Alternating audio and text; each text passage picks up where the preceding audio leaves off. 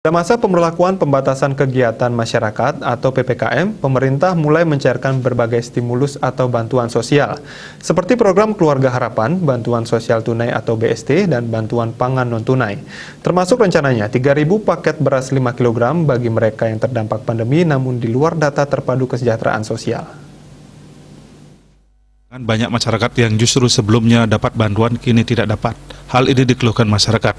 Sumber di lapangan menyebutkan dalam proses pencairan bantuan sosial oleh pemerintah pusat belum sepenuhnya dinilai tepat sasaran. Misalnya, ada warga yang ekonominya jauh di bawah namun tidak mendapat bantuan, termasuk ada juga warga yang datanya menghilang. Ketika dikonfirmasi ke kantor desa, dijawab data yang turun memang seperti itu dari pusat. Sumber ini pun meminta agar dinas terkait dalam hal ini Dinas Sosial turun melihat realita penyaluran bantuan di lapangan minimal agar tepat sasaran. Kepala Dinas Sosial Kabupaten Tabanan Nyoman Gede Gunawan pun menjelaskan tentang program dari Kemensos ini. Pihaknya sudah melakukan koordinasi dengan para perbekal lewat pendamping yang ada di desa. Artinya jika ada data yang berkembang di luar DTKS atau minta BST sudah diajukan ke pusat. Hanya saja dapat atau tidaknya bantuan itu keputusan dari pusat.